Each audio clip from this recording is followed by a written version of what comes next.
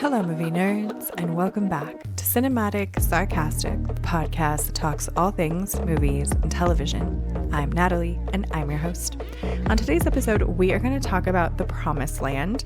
This is a movie that just recently dropped in the United States, starring Mads Mikkelsen, but I believe that The Promised Land came out universally, like overseas, at the end of last year, and under a different title.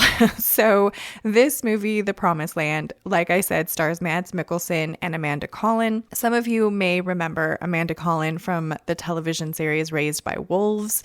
If you watched that, it did take me a while watching The Promised Land to recognize that it was the same woman because she looks so drastically different from the show Raised by Wolves. But basically, The Promised Land is the story of Mads' character, Ludvig.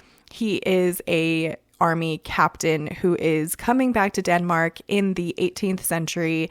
And it is kind of like this decree that is set out by the king that if you are able to grow or farm this particular bit of land, which to me kind of looks like sort of grassy steppeland, someplace where very hardy weeds or thorn bushes and things would grow very easily, but where, wheat or grain or products of that nature probably would be a little bit more difficult to get to stick. So the king has sort of put out this decree that anyone who can actually cultivate this land would be given a title.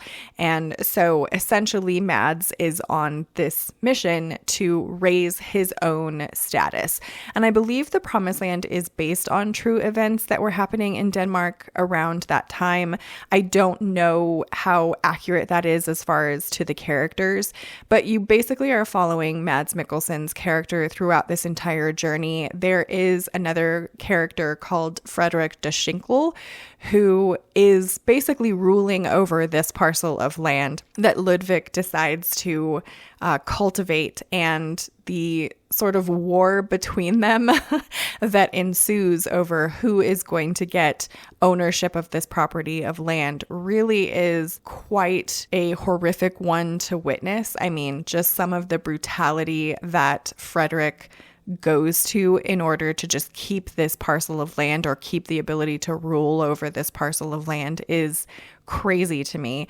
I would say that The Promised Land is definitely more of a character-driven story as opposed to like a plot-driven one.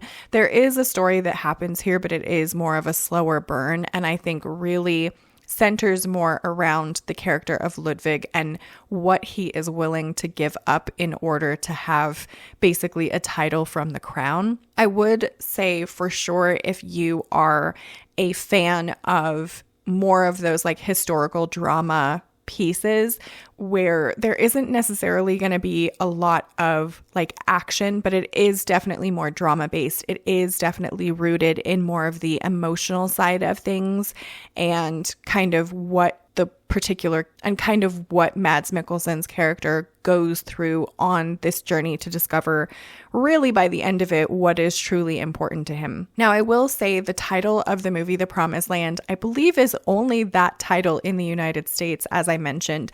And the original title, which is the one that would have gone out worldwide, I believe, was The Bastard. And I personally think that that title makes a heck of a lot more sense with the movie itself. The Promised Land for me doesn't really ring any bells. Like once you've watched the entire movie all the way through, I do understand that it is this sort of parcel of land which becomes this very important, subject matter to everything that happens to Mads Mikkelsen's character.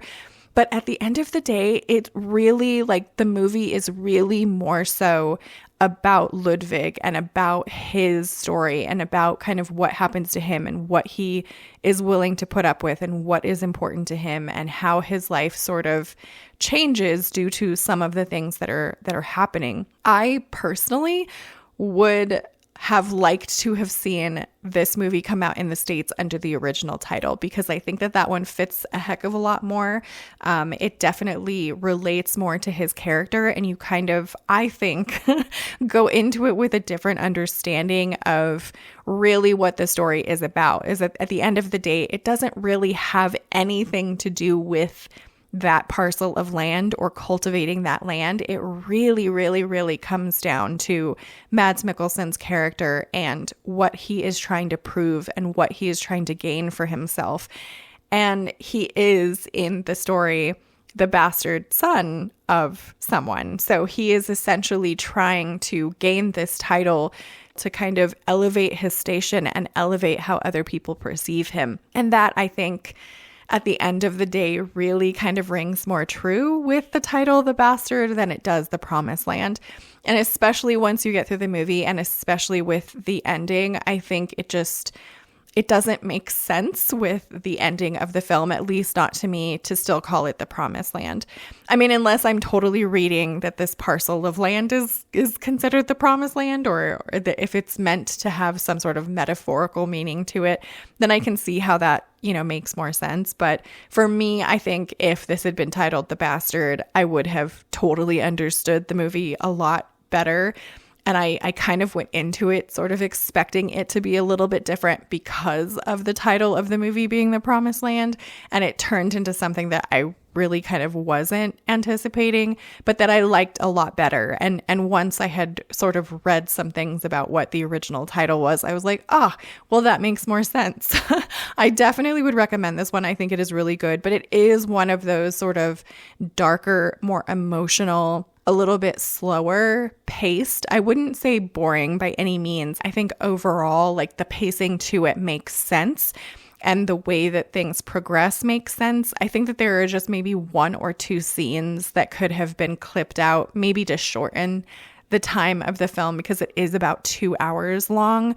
But at the end of the day, I think this one is incredibly great. I think Mads Mikkelsen, of course, did a wonderful job with his character. Amanda Collin did as well. Would recommend The Promised Land for sure. I think it's an excellent one to watch if you are into those types of historical dramas. I would love to know your thoughts if you have seen this movie.